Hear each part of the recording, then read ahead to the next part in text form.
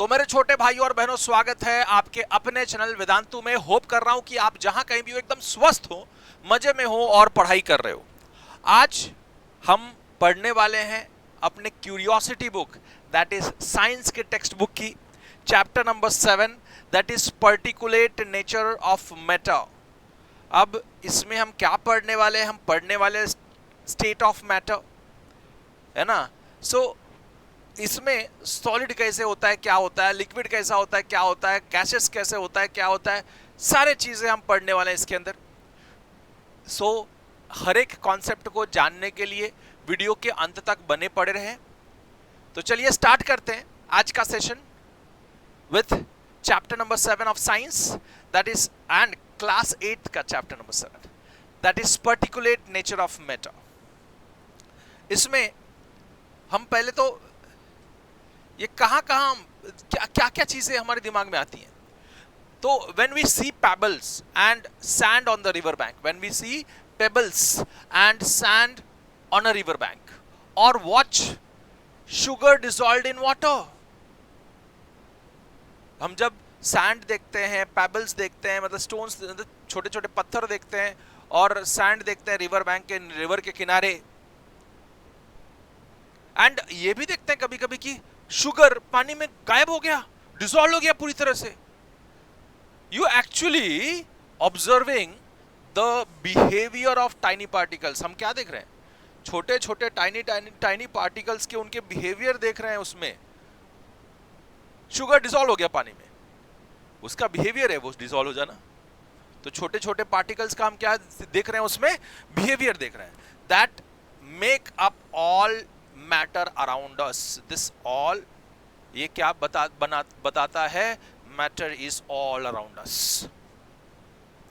हर एक छोटे से छोटे चीज में देखो या बड़े से बड़े चीज में देखो, सब जगह क्या है? मैटर है। ओके, चलिए। तो in this chapter we are going to study the minute building blocks of minute building blocks of matter. ठीक है। In this chapter this chapter will help us to understand basically the building blocks, minute building blocks of matter, and understand how they explain the different state of matter, that is solid, liquid and gaseous, that we encounter in our daily life। ये हम हर एक पूरा मतलब जीवन भर कहीं ना कहीं कुछ ना कुछ सॉलिड देखते होंगे, कुछ ना कुछ लिक्विड देखते होंगे, कहीं ना कहीं गैसेस देखते रहेंगे। तो ये चैप्टर ये आपको study types of matters study करने में हेल्प करने वाला है। ठीक है, चलिए आगे बढ़ते हैं। हमने ये देखा कि हम ये चैप्टर में पढ़ने वाले क्या है।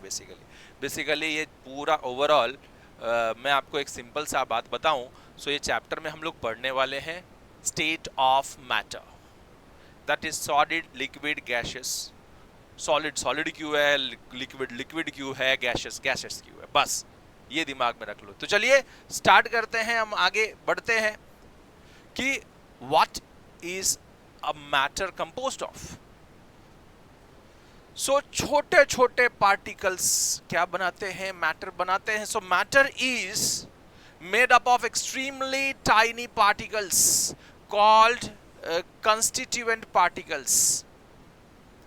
मैटर, जो भी मैटर हो, चाहे सॉलिड हो, चाहे लिक्विड हो, चाहे वो गैसेस हो, वो बहुत छोटे छोटे पार्टिकल से बने हुए हैं।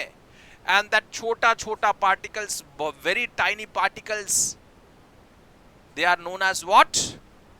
Constituent particles. क्या बोलते हैं उसको? Constituent particles. These particles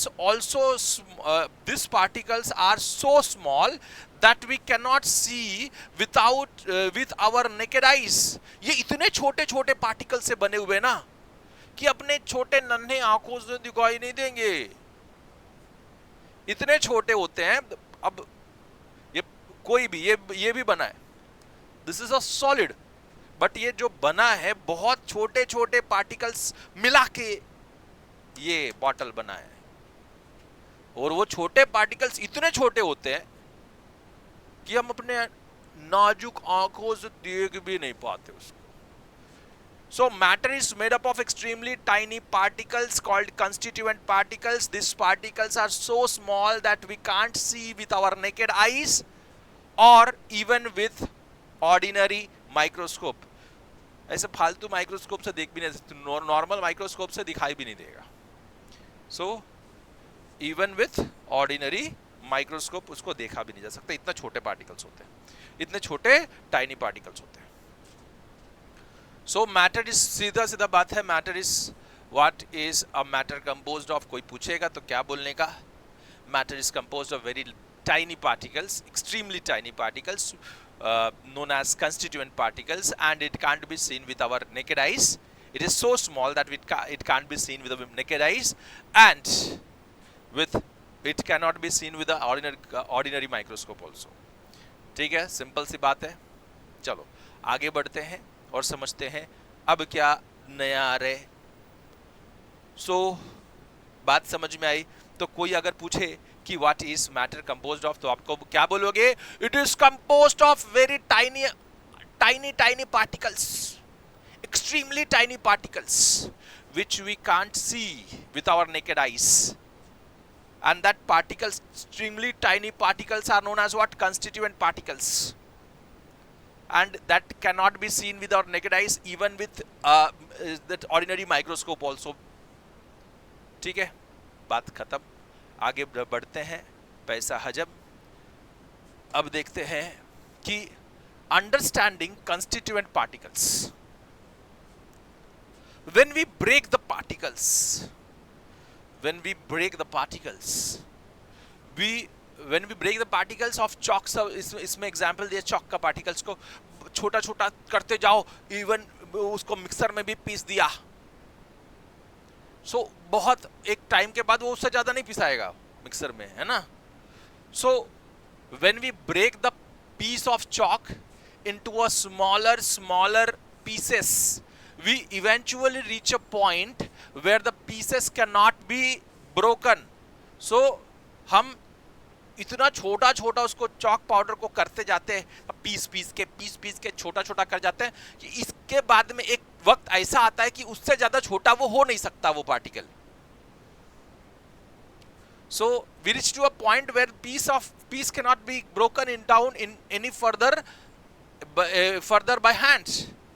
even if we grind the piece into fine powder, each tiny specks is still chalk. This shows us that matter is made up of many smaller units. अब देखो experiment बताया, actually experiment है, सीधा सीधा बात है कि आप चॉक लो, चॉक को तोड़ो, ऐसे हाथ से तोड़ो तो हाँ, उसके बाद से अपने हाथ से टूटता नहीं है. चलो इतना ज़्यादा हमने फाइन पार्टिकल बना लिया, उससे ज़्यादा अपने हाथ से टूटता नहीं है. फिर उसको लिया, उससे ज़्यादा नहीं टूटेगा वो, मतलब पार्टिकल से बना हुआ है, बहुत सारे पार्टिकल से, वो भी बहुत दिख रहा है मुझे. और उसके बाद में हमने वो लिया, मिक्सर में डाला, मिक्सर में भी एकदम ग्राइंड कर दिया अच्छे से. अब उससे ज़्यादा एक टाइम आएगा जब उससे ज़्यादा वो ग्राइंड नहीं होगा, उतना पार्टिकल में रुक जाएगा, लेकिन फिर भी वो चॉक है, फिर भी वो क्या है? चॉक है. तो इतना सारा पार्टिकल्स बनेंगे उसके अंदर. तो सोचो, इसका मतलब यही है ना, इसका मतलब तो यही है कि एक चॉक था, कितने पार्टिकल से बने हुए थे. हाँ सर, बात तो सही है. तो when we break a piece of a chalk into smaller and smaller pieces, we eventually reach to a point where the pieces cannot be broken down further by hand. Even if we grind this piece into the fine powder, each tiny speck of is a still chalk. जो छोटा सा छोटा particle भी बना उसमें, वो भी क्या है? चॉक ही है.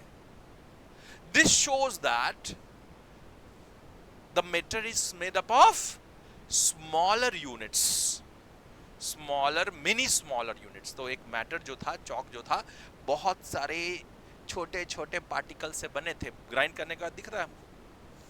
So that is constituent particle. ठीक है, आगे. Understanding constituent particle, evidence for dissolution.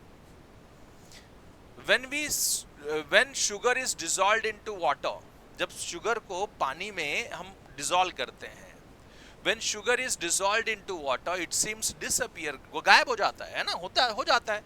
when sugar is dissolved into water it seems to disappear completely, एक दूसरे में मर्जर हो गए, डिसॉल्व हो गए. so it shows that sugar of particle water के साथ डिसॉल्व हो गया है ना. तो वो क्या है, कंस्टिट्यूएंट पार्टिकल है वाटर का. वाटर का क्या है वो, constituent particle. when however the water tastes sweet throughout showing sugar is still present, है ना. ये सब ये क्या बताता है कि भैया पानी जो है वो स्वीट हो गया. इससे क्या पता चलता है तुमको, यही पता चलता है कि हाँ शुगर के अंदर कंस्टिट्यूएंट पार्टिकल है, सॉरी पानी के अंदर कंस्टिट्यूएंट पार्टिकल है शुगर का. समझ रहे हो बात को. अब sugar particles separate and spread among water particles during the dissolution. जब डिसॉल्व हो रहा था तो sugar particles separate and spread, sugar particle छोटे छोटे इसमें टूट के और क्या हो गया, पूरे में फैल गया. तभी तो पूरा पानी आपको स्वीट लग रहा है ना. पूरा पानी आपको स्वीट क्यों लग रहा है कि शुगर पार्टिकल जो छोटे, उस एक पार्टिकल में भी बहुत सारे छोटे छोटे पार्टिकल्स होंगे ना, जब तोड़ोगे तो क्या होता है, बहुत सारे छोटे छोटे पार्टिकल होंगे, वो सब क्या हो गया, पानी में मिक्स हो गया throughout. So sugar particle separate and spread among the water particles, water particle के साथ स्प्रेड हो गया वो during the dissolution. The sugar does not actually disappears, it just break down into smaller particle. Sugar जो था वो actually गायब नहीं हुआ है, वो क्या हो गया, स्मॉल पार्टिकल में डिसअपियर हो गया, टूट गया स्मॉलर पार्टिकल में. This sugar does not disappear, it just break down into a smaller particles, too small to see. इतना छोटे पार्टिकल्स में डिसॉल्व हो गया वो, मतलब ब्रेक डाउन हो गया कि even we can't see with our naked eyes. समझ में आई बात. हाँ सर, तो मतलब कि कितना छोटे छोटा पार्टिकल था शुगर का कि वो ब्रेक डाउन हुआ, पानी में मौजूद है और अपने आंखों से नेकेड आइज से दिखाई नहीं दे रहा है. एविडेंस है, पी के पता चल जाता है कि भाई शुगर पानी जो है वो मीठा तो है, लेकिन शुगर दिखाई नहीं दे रहा है पानी में. क्यों? बिकॉज इतने छोटे छोटे पार्टिकल्स में टूट के ब्रेक हो गया और डिसॉल्व हो गया पानी में. वाटर पार्टिकल के साथ वो पूरा का पूरा सेपरेट होके स्प्रेड हो गया, फैल गया है पानी में. इतने छोटे छोटे पार्टिकल्स में ब्रेक हुआ जो अपने नेकेड आईज से दिखाई नहीं दे रहा. तो इससे क्या एविडेंस मिलता है? It is evidence for dissolution. तो आपको ये बात समझ में आई. पहले क्या एक्सपेरिमेंट देखो कि when we dissolve water in this sugar into water, it seems to be disappear completely. However the water taste sweet throughout, showing sugar still present. तो अब जब हम पानी में शुगर घोलते हैं तो शुगर क्या हो जाता है, डिसअपियर हो जाता है, दिखाई नहीं देता. और जब हम पानी को टेस्ट करते हैं तो भाई स्वीट टेस्ट लगता है हमें. हाँ सर लगता है. तो इसका ये मतलब तो है कि शुगर उसके अंदर प्रेजेंट है ना. ये बात समझ में आई. तो इसका मतलब क्या है कि sugar particle separate and spread, मतलब शुगर पार्टिकल जो था वो सेपरेट होके पूरा वाटर पार्टिकल के साथ फैल गया है, वाटर पार्टिकल के साथ फैल गया है. अब इसका ये मतलब नहीं कि शुगर पार्टिकल डिसअपियर हो गया, नहीं, उससे गायब हो गया उधर से, ऐसा नहीं है, उसके अंदर ही है. लेकिन इतने छोटे पार्टिकल में वो ब्रेक डाउन हुआ है, टूटा है. शुगर का जो क्रिस्टल था वो इतने छोटे छोटे पार्टिकल में टूटा है और उसमें ब्रेक डाउन हुआ है कि वो अपने छोटे आंखों से, नन्हे आंखों से दिखाई नहीं देता. इतना छोटा पार्टिकल है, ठीक है। चलो बात समझ में आ गई। So this is the evidence of the dissolution. Now let us see understanding constituent particles. Important points about constituent particles. So they are basic buildings. Obviously they are basic building blocks of the matter. कोई भी चीज, sugar बन रहा था तो छोटे छोटे particle से ही शुगर बन रहा था कि नहीं? शुगर का क्यूब्स जो बन रहे थे, छोटे छोटे क्यूब्स, वो बहुत सारे पार्टिकल से बना के एक छोटा सा क्यूब बना होगा। सो they are basically building blocks of the matter. तो जो छोटे छोटे पार्टिकल्स थे, that constituent particles, वो छोटे छोटे पार्टिकल्स मिला के एक बड़ा मैटर बनता है। सो शुगर का जो क्रिस्टल था, that was one matter, but it is made up of tiny tiny particles. So they are basic building blocks actually of the matter. So this constituent elements are the basic building blocks of the matter. Each particle contains, हर एक particle retains the property of original substance. तो देखो हमने देखा चौक के बारे में, या sugar जो पानी में घुल गया, सपोज करो शुगर, तो शुगर खाते मीठा था, हाँ सर। पानी पिया, जब डिसॉल्व भी हो गया, पानी पिया तो मीठा ही था, कुछ बदला क्या उससे? नहीं sir. So each particle retains, हर एक छोटे छोटे पार्टिकल्स जो ओरिजिनल सब्सटेंस था उसका ही प्रॉपर्टी रहेगा उसके अंदर। So each particle retains the properties of the original substance. This is the second point. अब they can not be broken down further while keeping the same properties. They cannot be broken down further while keeping the same property, है ना? They cannot be broken down further while keeping the same properties. अब उसको और जब तोड़ोगे तो कुछ ना कुछ प्रॉपर्टी चेंज होगी कि नहीं होगी? हाँ सर, चेंज तो जरूर होगी। So they cannot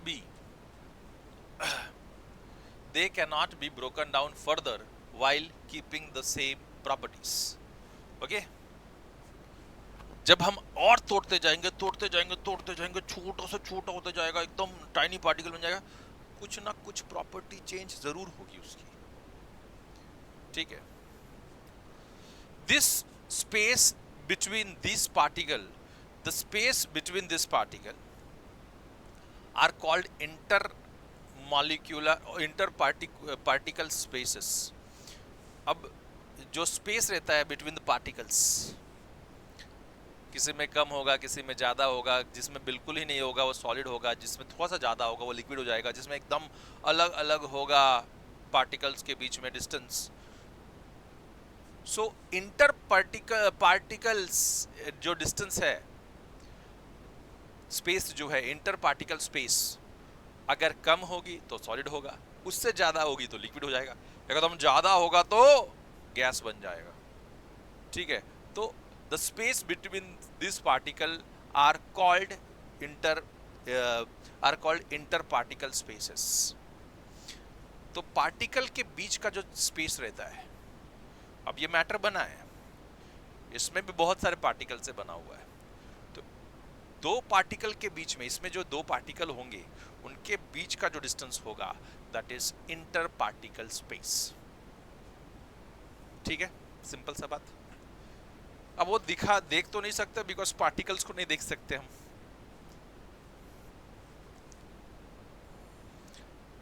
ancient Indian knowledge, our scientific heritage shows that ancient Indian philosopher were thinking about the nature of matter. Thousands of years ago, Acharya Kannad and an ancient Indian philosopher first introduced concept of Pramanu, that is atom. तो भैया ये जो परमाणु का जो atom का concept था ना, वो हमारे महर्षि कन्नड़ ने ही दे दिया था, आचार्य कन्नड़ ने ही दे दिया था।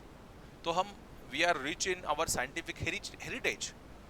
तो ये जो एंशिएंट इंडियन फिलोसोफर थे वो मानते थे कि सारे जो भी चीज़ें बनी हुई है वो एक परमाणु से, एक एटम से बहुत सारे एटम मिला के मतलब सबसे छोटा जो पार्ट होगा कोई भी चीज़ होगा वो एटम होगा, एक परमाणु होगा। तो ये परमाणु का जो एटम का जो कॉन्सेप्ट दिया था वो हमारे ग्रेट फिलोसफर आचार्य कन्नड़ जी ने पहले से ही दे रखा है। So we have good ancient heritage of ancient heritage knowledge of this atom, परमाणु। ठीक है। He believed that matter is made up of tiny particles. वो बिलीव करते थे कि मैटर जो है वो छोटे छोटे पार्टिकल से बना हुआ है।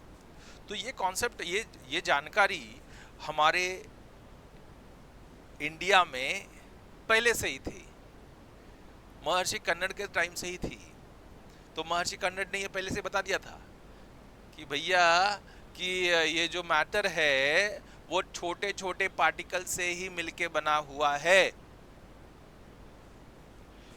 इनविजिबल इटर्नल पार्टिकल्स, इनविजिबल है और कभी खत्म होने वाला नहीं है।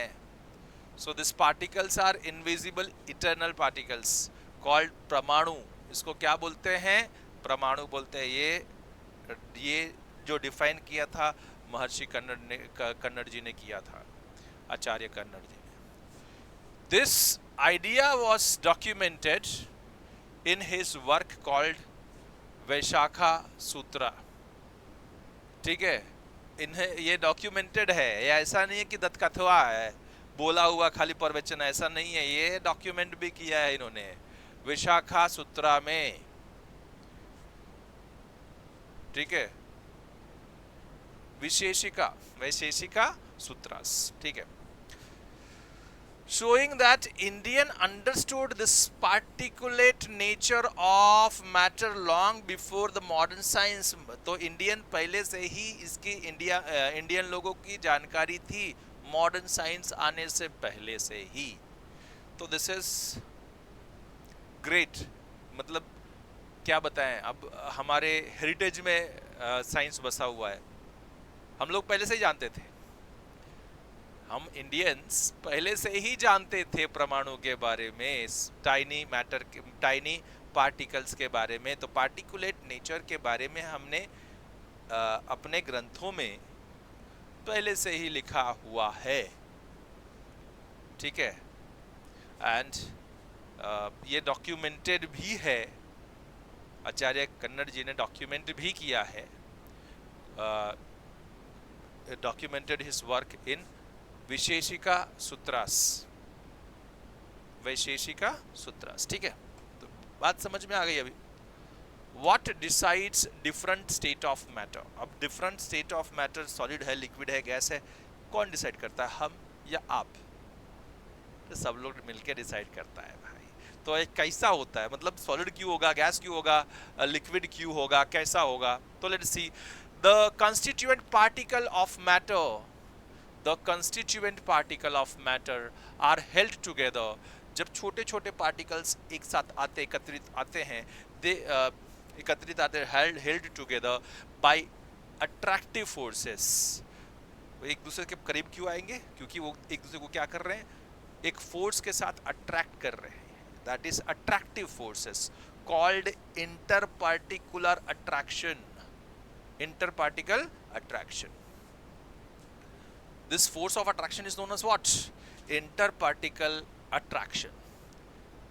The strength of these forces determines whether the substances exist as a solid, liquid or gases. तो जो constituent particle, छोटे छोटे पार्टिकल जो हैं, वो एक दूसरे को क्या करते हैं? अट्रैक्ट करते हैं, एक दूसरे के मतलब क्या करते हैं? एक फोर्स ऑफ अट्रैक्शन एक दूसरे की तरफ रखते हैं। सो ये जो फोर्स ऑफ अट्रैक्शन कम है, ज़्यादा है, कैसा है ना, उसके ऊपर, उसका नेचर पे ही डिपेंड करता है कि भैया जो सब्सटेंस बना है दैट इज सॉलिड, लिक्विड और gases. The strength of this forces determine whether the matter is solid, liquid और गैस। अब आपको ये बता दूं कि that force of attraction is known as particle attraction, interparticle attraction. That force of attraction is known as what?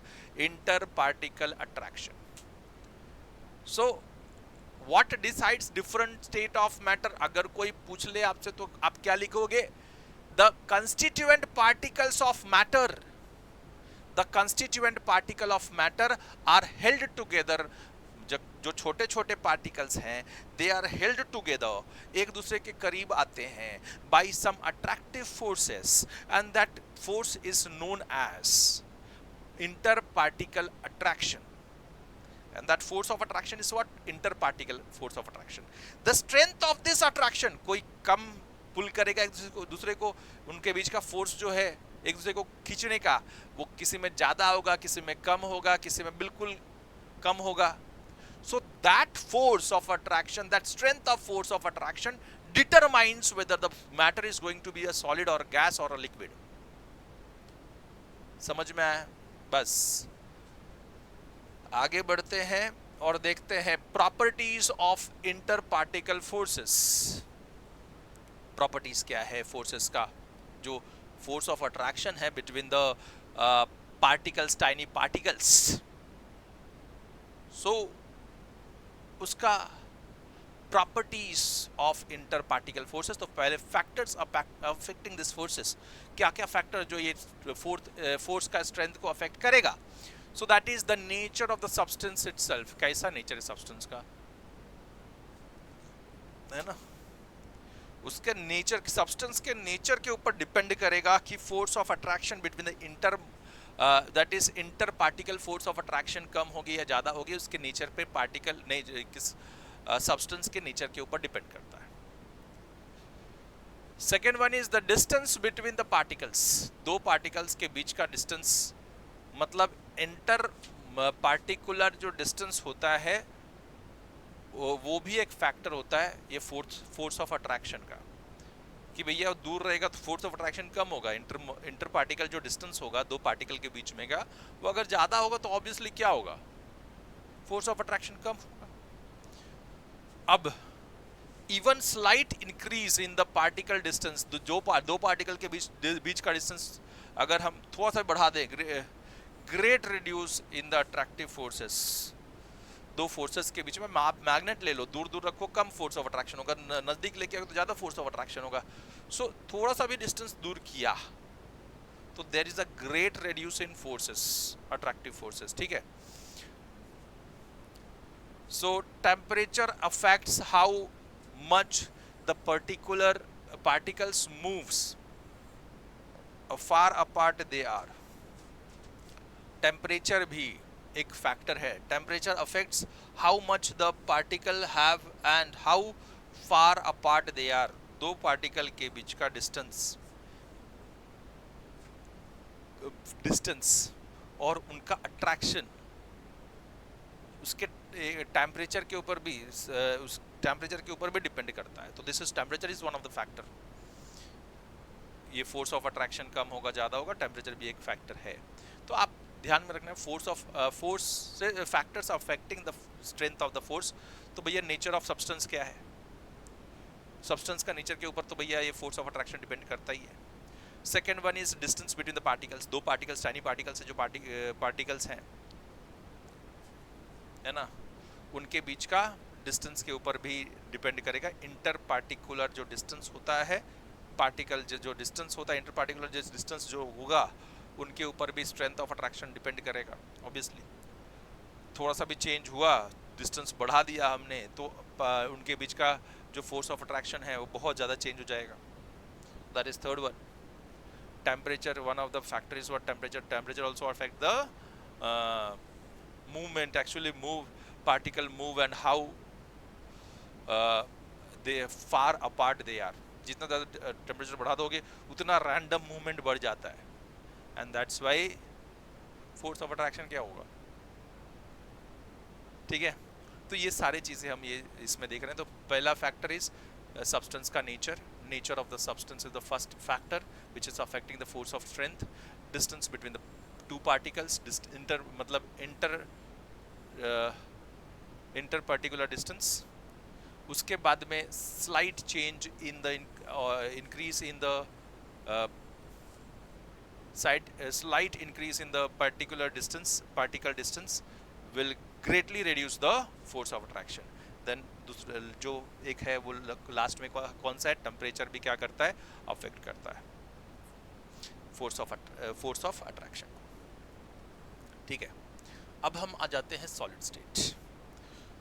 Types of matter में there are 3 types of matter.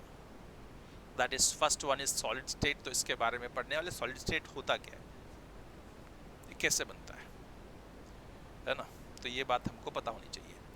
तो in solids particles are held together very tightly. In solids particles are held together very tightly. एक दूसरे बहुत ज्यादा, जो particle के बीच का डिस्टेंस होगा ना बहुत कम होगा, तो उन लोग एकदम पैक्ट हैं, इंटैक्ट हैं, तब जाके क्या बनता है, सॉलिड बनता है.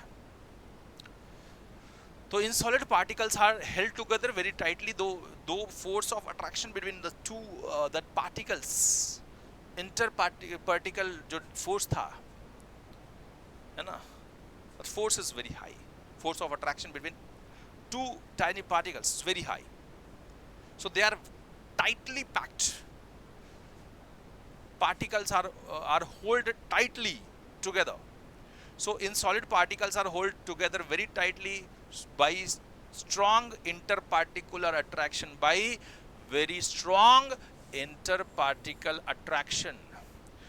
So interparticle जो attraction था दो tiny particles के बीच में, that is very high.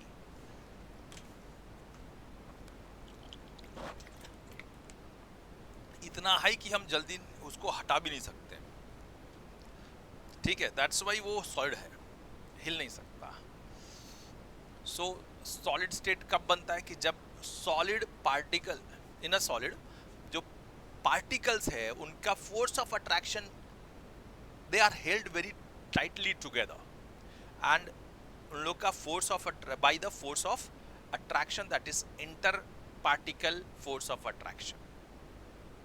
So inter particle जो अट्रैक्शन है वो दो पार्टिकल को बहुत स्ट्रांगली एक साथ रखता है, बहुत स्ट्रांगली टाइटली टुगेदर एक साथ रहते हैं, दैट्स देन सॉलिड फॉर्म होता है. तो आपको ये बात पता चल गई कि in solid particles are held together very tightly by strong interparticle attraction.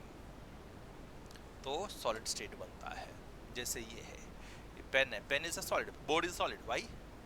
क्योंकि इनके बीच के जो पार्टिकल्स के बीच का जो फोर्स ऑफ अट्रैक्शन होगा ना बहुत हाई होगा. ठीक है, तो that's why they are holding together very tightly. अब कैरेक्टरिस्टिक्स ऑफ सॉलिड, क्या कैरेक्टरिस्टिक्स है? So particles are closely packed together. Particles क्या है? They are closely packed together. So अभी भी पढ़ा, सॉलिड तो उससे ही बना ना, क्लोजली पैक्ड. सो दे मतलब दो पार्टिकल्स के बीच में जो फोर्स ऑफ अट्रैक्शन है, interparticle attraction force is very high, and that's why they are holding, these particles are holded together very tightly. So particles are closely packed together. Particles are closely packed together. Then interparticle attraction is very high. दो particles के बीच का जो attraction है बहुत ज्यादा है. That's why they are holding together very tightly. ठीक है, बात समझ में आ रही है? Then particle can only vibrate. Particle खाली vibrate कर सकता है in a fixed position. Position छोड़ के भाग जाएगा ऐसा नहीं है. पोजीशन छोड़ के भाग जाए तो सॉलिड नहीं बचेगा, है ना. तो particle can only vibrate in fixed positions. In fixed position. So particles can vibrate in the fixed position. अपना पोजीशन छोड़ के भाग जाएगा ऐसा नहीं है, वो हट ही नहीं सकता है ना. हमने इसको ऐसे रखा तो ये इसका पार्टिकल्स वो निकल के भाग रहे क्या? नहीं ना. सो देयर अंदर से वाइब्रेट हो रहा है, particles are vibrating but in the fixed position, that's why they are solid. So can not move past each other freely. एक दूसरे को छोड़ के भाग नहीं सकते उन लोग. तो can not move past each other freely, एक दूसरे को छोड़ के भाग नहीं सकते। Solid have definite shape and volume. अब देखो इसका वॉल्यूम भी फिक्स है, इसका शेप भी फिक्स है। अब तुम कंटेनर लेते हो 1 लीटर वाला, तो उसमें उसका वॉल्यूम चेंज कर सकते हो क्या? नहीं। उसका साइज शेप चेंज कर सकते हो क्या? नहीं। इसका शेप फिक्स है। अब तोड़ोगे तो अलग से टूट जाएगा, बट उसका टूटने के बाद में भी वो जो शेप रहेगा फिक्स रहेगा उसका, ठीक है। तो solid have definite shape and volume. So characteristics of solid क्या क्या है? Particles are closely packed together, interparticle attraction are very strong, then particles can only vibrate in a fixed position, then cannot move past each other freely. Solid have definite shape and size, means shape and volume, ठीक है, बात समझ में आ गई। So these are the characteristics of solid. आगे बढ़ते हैं और देखते हैं कि effect of heating on solid. Heat करोगे तो क्या होगा? अब अगर मैं इस प्लास्टिक है इसको हीट करूँ तो पिघल जाएगा, लिक्विड बन जाएगा, तो वो स्टेट चेंज कर देता है, ठीक है। मतलब इंटर पार्टिकल जो अट्रैक्शन है बिटवीन द पार्टिकल्स कम हो जाएगा। तो वो सोचना है आप लोगों को, that's a book name is what, curiosity. तो जब ये जनरल चीजें जानोगे ना, उसके ऊपर ध्यान दोगे, तो ये चैप्टर बहुत इजी है, ऐसा नहीं है कि बहुत हार्ड है। सो effect of heating on solid, when heated particle vibrate more vigorously, तो पार्टिकल जोर का क्या करने लगता है? वाइब्रेट होने लगता है और अपना पोजीशन छोड़ देता है, ज्यादा हीट करोगे तो, ठीक है। So when heated particles vibrate more vigorously at melting point, जब वो मेल्टिंग पॉइंट आएगा, vibration becomes so strong that particle break free and from fix position. जो अभी देखो, अभी नॉर्मल है, फिक्स पोजीशन पे वाइब्रेट कर रहा है अंदर, इसको हीट किया, इसको क्या किया? हीट किया, टेम्परेचर बढ़ाया इसका। तो एक पर्टिकुलर टेम्परेचर में, दैट टेम्परेचर, वो एक पर्टिकुलर टेम्परेचर अटेंड करेगा, तब जाके हर एक का अलग अलग पर्टिकुलर टेम्परेचर होगा, तब जब उसमें का जो एटम है, जब पार्टिकल है, दो पार्टिकल के बीच का फोर्स ऑफ अट्रैक्शन कम हो जाएगा, उन लोग जोर का वाइब्रेट होने लगेंगे एक पर्टिकुलर जब टेम्परेचर रीच करेगा वो। और एक पर्टिकुलर टेम्परेचर ऐसा आएगा जब वो वाइब्रेशन रीच करते, जोर का करते करते अपना पोजीशन छोड़ देगा और वो फ्रीली घूमने लगेगा, है ना, फ्रॉम हिज पोजीशन। तो दोनों का फोर्स ऑफ अट्रैक्शन कम हो गया, सीधा सीधा बात है। So that point is known as what? Melting point. ध्यान में रखो, that temperature at which दो पार्टिकल के बीच का जो दो पार्टिकल जो वाइब्रेट कर रहा था, वो अपना पोजीशन छोड़ के निकल लिया, फ्रीली हो गया, मैं फ्री हो गया, आज से मैं फ्री रहूंगा, ऐसा बोल के निकल गया, मैं तेरे साथ नहीं भाई, अब मैं किधर भी जा सकता है, तो ऐसा बोल के निकल लिया। तो निकल लिया तो वो क्या हो गया? फ्री टू मूव, उसका पोजीशन उसने छोड़ दिया। So it is free to move, that point of temperature at which ऐसा हो रहा है, that is melting point. So at the melting point, सीधा सीधा बात है, एट द मेल्टिंग पॉइंट, जब temperature reaches to the melting point of a substance, vibration becomes so strong, vibration of the particle becomes so strong that particle break free from fixed position. तो जो fix position पे vibrate कर रहा था, वो अपना fix position तोड़ के वाइब्रेशन करके निकल जाएगा, ठीक है, एट द मेल्टिंग पॉइंट। तो इफेक्ट ऑफ हीटिंग क्या हुआ? तो पहला इफेक्ट तो यही था, effects of heating of on solid. When heated particle vibrate more vigorously, जब भी हम हीट करते हैं तो पार्टिकल्स विगरसली वाइब्रेट होने लगता है, और वो वाइब्रेट होते होते जब वो मेल्टिंग पॉइंट तक पहुंचेगा, तो वो वाइब्रेशन इतना विगरस हो जाएगा कि वो अपना पोजीशन छोड़ के चला जाएगा, फिक्स पोजीशन जो था वो छोड़ के चला जाएगा. So at melting point, vibration becomes so strong that particle break free from the fixed position. Interparticle force weakens and solid be converted to gas liquid. ठीक है. So ये ब्रेक करके चला गया, है ना. ये अपना पोजीशन छोड़ दिया, पिघल रहा हूं मैं. वाह, पिघल के मैं क्या बन रहा हूं? लिक्विड बन रहा हूं. तो इन लिक्विड बन रहा है तो दो पार्टिकल के बीच का फोर्स ऑफ अट्रैक्शन क्या हो गया? कम हो गया. जो टाइटली पैक्ड था वो अब टाइटली पैक्ड ना रहा. सो जब फोर्स ऑफ अट्रैक्शन थोड़ा कम हो गया, क्योंकि वो ब्रेक करके जो टाइटली पैक्ड था वो अपना वाइब्रेट जो कर रहा था पार्टिकल एक ही जगह, एक ही पोजीशन पे, वो पोजीशन छोड़ के विगरसली वाइब्रेट होने लगा क्योंकि टेम्परेचर बढ़ा, तो अपना पोजीशन छोड़ के चला गया. तो क्या हो गया? जो दो पार्टिकल्स थे उनके बीच का फोर्स क्या हो गया? कम हो गया. ठीक है. So inter particle force weakens and solid get converted to liquid. The minimum temperature at which this happens is called melting point. जो सबसे कम जहां पे ये स्टार्ट हो गया कि यार मैं अब फ्रीली घूमूंगा, तो that point of temperature is known as what? Melting point. ठीक है. The minimum temperature at which this happens, ये जो भैया सॉलिड लिक्विड में कन्वर्ट हो रहा है, the minimum temperature at which solid is getting converted to liquid is called what? Melting point of that substance. तो सारे substance का अलग अलग melting point होगा, सबका अलग अलग melting, ये same melting point होगा ऐसा नहीं है.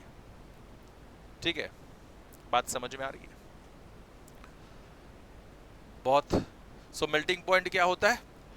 The minimum temperature at which substance converted to liquid from solid is called melting point.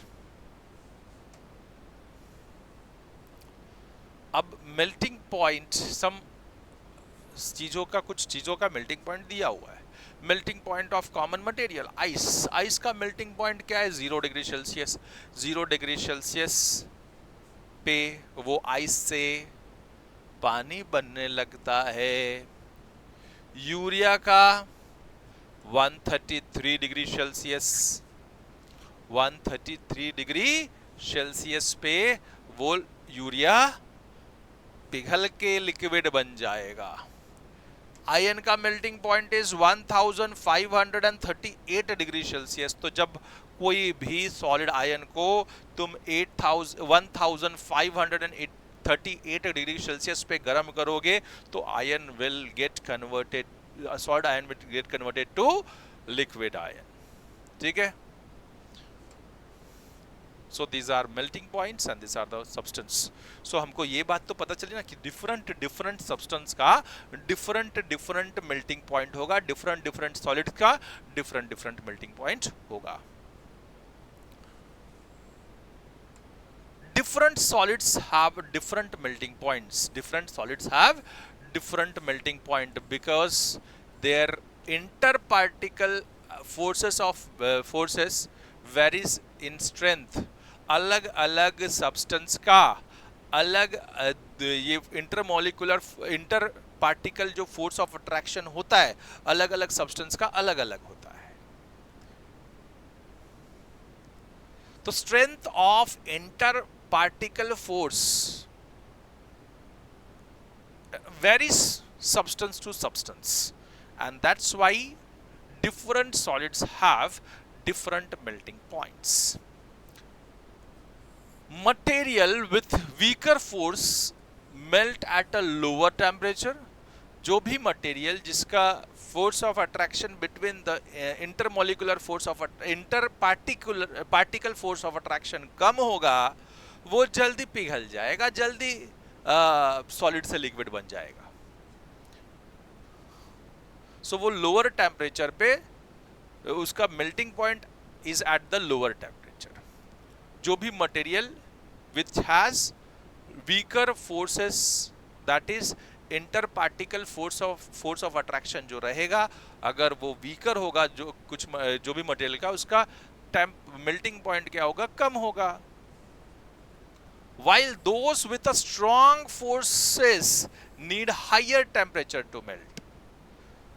तो जो भी मटेरियल जिसका inter particle force of attraction ज्यादा होगा, वेरी स्ट्रॉन्ग, उसका मेल्टिंग पॉइंट का टेम्परेचर भी बहुत ज्यादा होगा. ठीक है, समझ में आया? जैसे कि हमने आयन में देखा, आयन में क्या था, इंटर पार्टिकल जो फोर्स ऑफ अट्रैक्शन था बहुत ज्यादा होगा, दैट्स वाई उसका मेल्टिंग पॉइंट बहुत ज्यादा है. आइस का बहुत कम होगा, inter particle force of attraction जो है वो बहुत कम होगा, दैट्स वाई उसका मेल्टिंग पॉइंट कम है. बात समझ में आ रही है? अब हम आ जाते हैं, that's all for solid state. Now we will come across liquid state.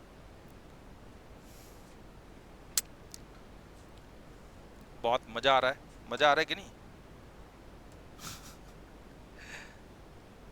ये सब चीज समझोगे ना तो मजा आएगा, नहीं समझेगा ना तो मजा नहीं आता. हर एक चीज समझो. अपने जनरल लाइफ में ऐसा चल रहा है क्या, ऐसा हो रहा है क्या, आप देख रहे तो ऐसा हो रहा है क्या. जब वो वाला स्टेट पे रहोगे ना तुम लोग, तो हर एक चीज समझेगा, चाहे साइंस हो चाहे मैथ्स हो. अब बच्चे लोग को, बहुत सारे बच्चे लोग को टेबल नहीं आते, आप डेली इस्तेमाल नहीं करते ना, तभी टेबल नहीं आता.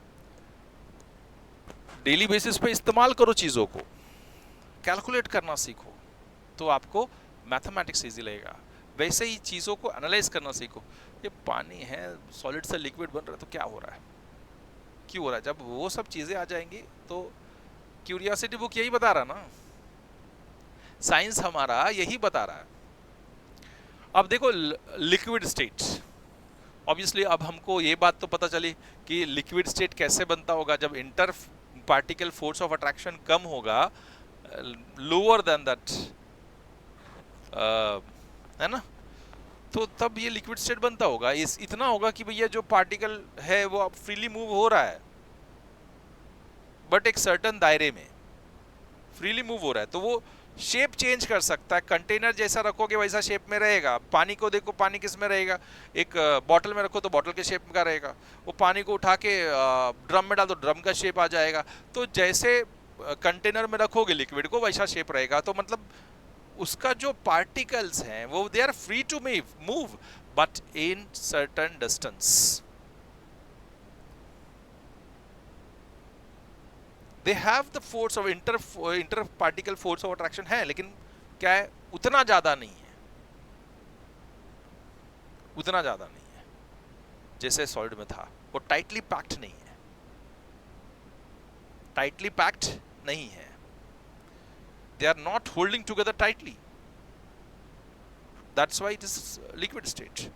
In liquid, particle have more freedom to move as compared to solid. तो दो जो particles हैं, tiny particles. So, as compared to solid, in look they are free to move.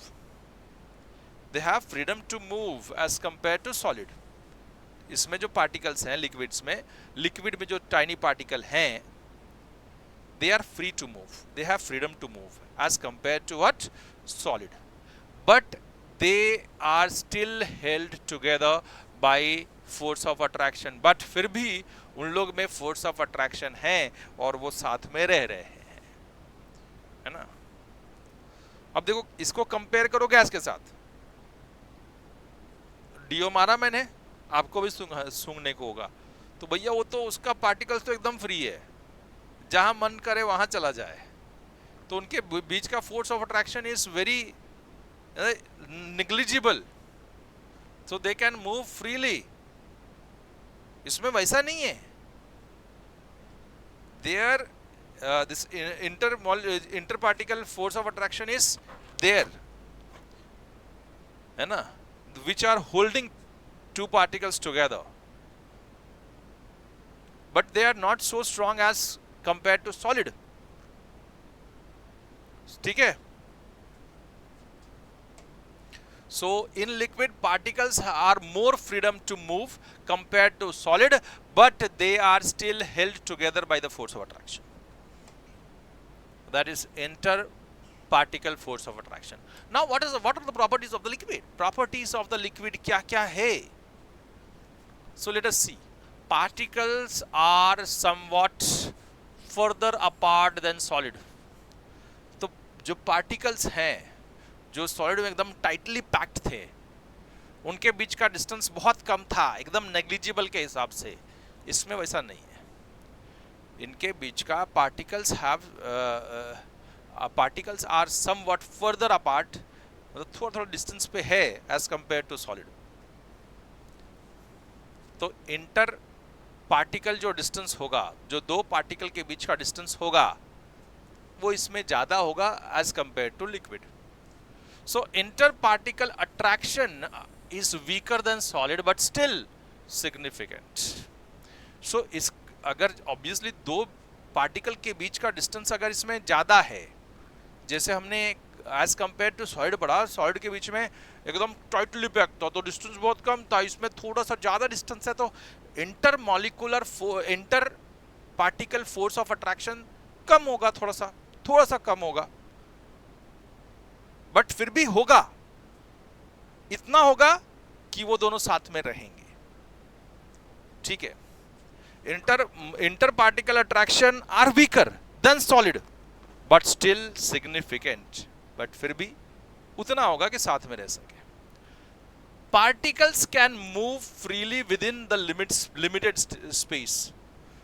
Particles move हो रहे हैं, they are moving freely, but उनका space निर्धारित है. वो एकदम ऐसा फ्री होके भाग नहीं गया कि मैं अपना एकदम जो मन कर रहा है वो कर रहा हूं, जैसा गैस में था.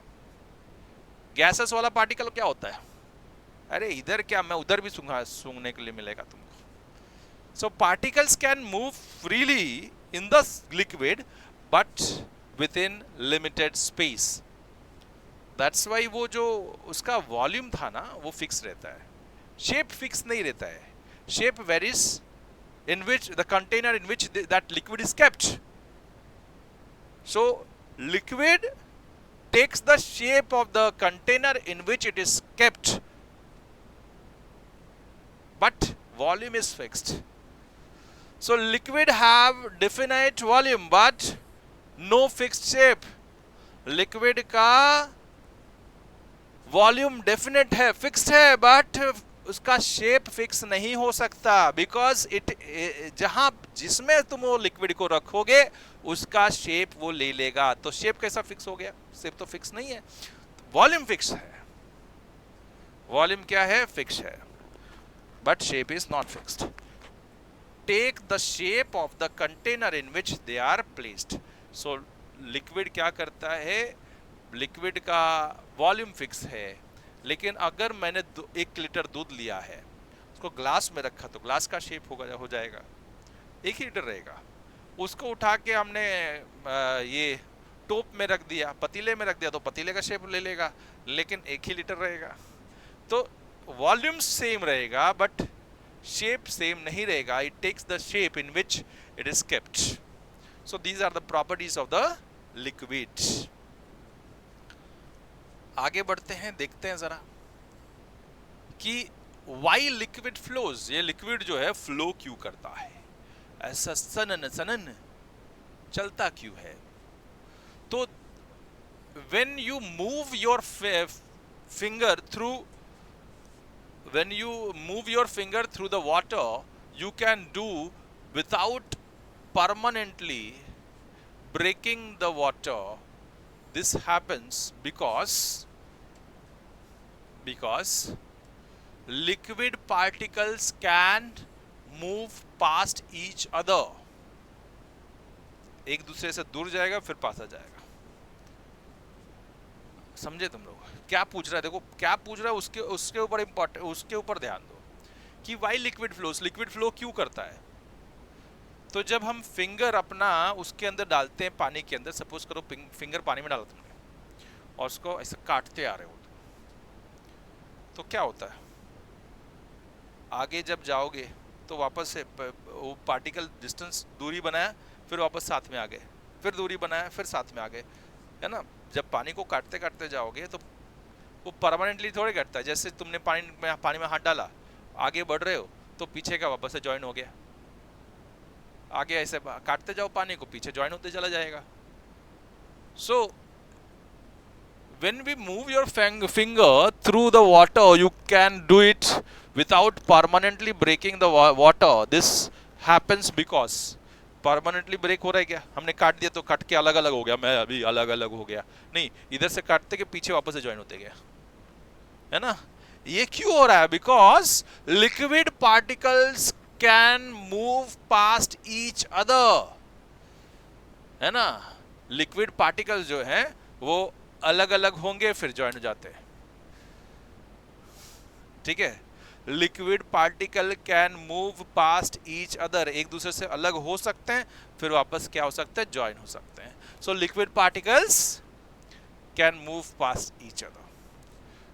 you temporarily displace water particles। तो वाटर पार्टिकल जो हमने काट के देखो वो टेम्पोरली डिस्प्लेस हुआ, जब तक उंगली रखे हैं तब तक अलग अलग है, आगे बढ़ाया तो आपस से जुड़ गया।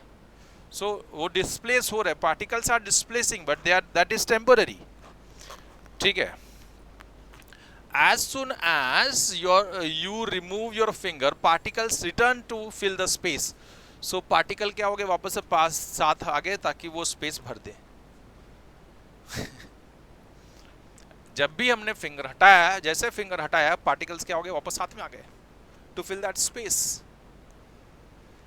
This shows that interparticular attraction exists but they are weaker enough to allow movement।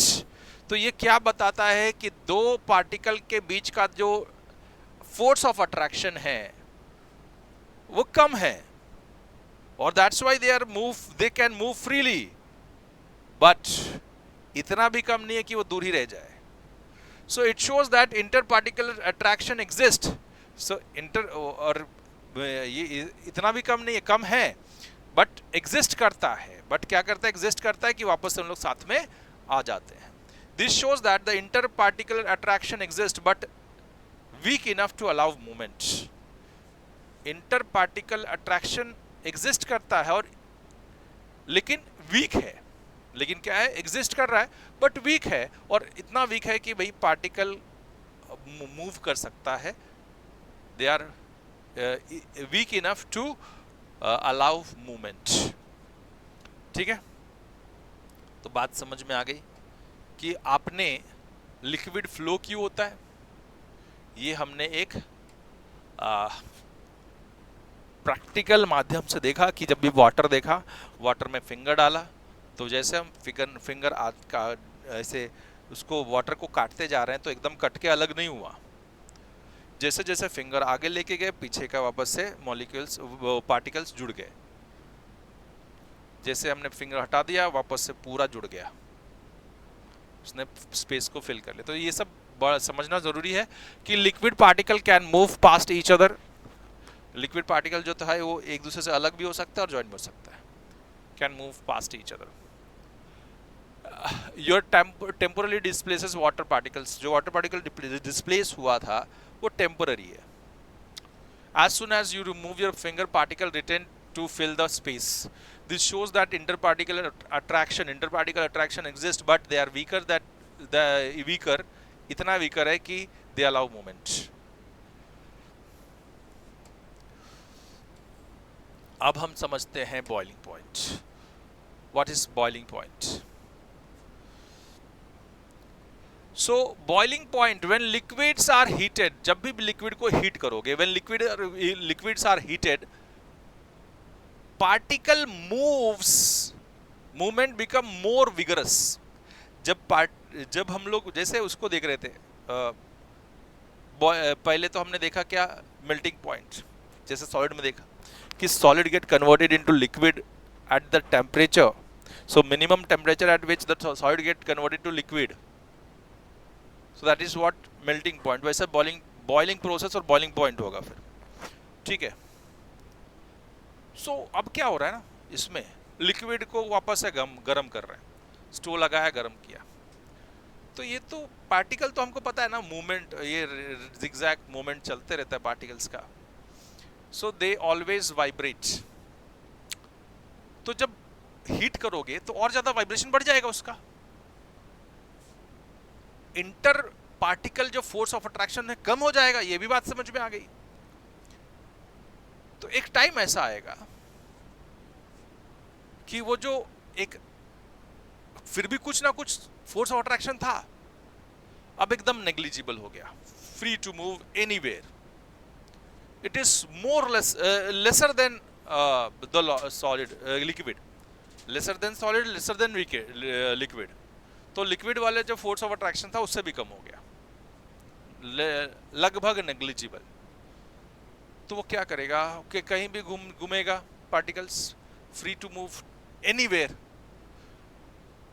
तो दैट इज गैस। और जब ऐसा हो जाता है कि liquid get converted to gas state, then it is boiling point, the minimum temperature at which जो liquid state है उसका कन्वर्ट हो रहा है वो गैसियस स्टेट में। So that is known as boiling point. ठीक है। When liquid are heated, particle movement becomes more vigorous. Particle का जो मूवमेंट था वो मोर विगरस हो गया, बहुत ज्यादा बढ़ गया पार्टिकल का मूवमेंट्स, जो जिगजैग वे में घूमते रहता है अपना मर्जी से। तो उसका पार्टिकल का जो मूवमेंट था वो और ज्यादा विगरस हो जाता है। अब ये लिक्विड स्टेट में था और पार्टिकल मूवमेंट चल रहा था, लेकिन हीट करने के बाद और ज्यादा बढ़ गया। अब बढ़ गया तो क्या हो गया, he is free to move anyway. So at boiling point, at certain point, that boiling point particle have enough energy, इतना एनर्जी वो पा लिया कि वो स्केप कर जाए from the liquid state। Liquid state से भी वो स्केप कर गया, लिक्विड स्टेट से भी वो हट गया, फ्री टू मूव, मैं जा रहा हूं। So that state अटेंड करने का at that point, at that certain point, that point is known as what? Boiling point. That point is what? Boiling point. कि उसको इतना एनर्जी मिल गया कि भैया अब मैं घूमेगा, जिधर मन करेगा दुनिया में उधर जाएगा, है ना। So particle have enough energy to escape from the liquid state. तो वो लिक्विड स्टेट से स्केप कर गया गैसियस स्टेट में। The liquid converted to vapour और अ गैसियस स्टेट। लिक्विड जो था वो कन्वर्ट हो गया टू द वेपर और गैसियस स्टेट। कौन से पॉइंट पे? बॉइलिंग पॉइंट पे। So boiling point, particles have enough energy to escape from liquid state, and from liquid state it get converted to gaseous state और it vaporise. So this temperature is known as what? Boiling point. Evaporation occurs at all the temperature, but it is slower than boiling.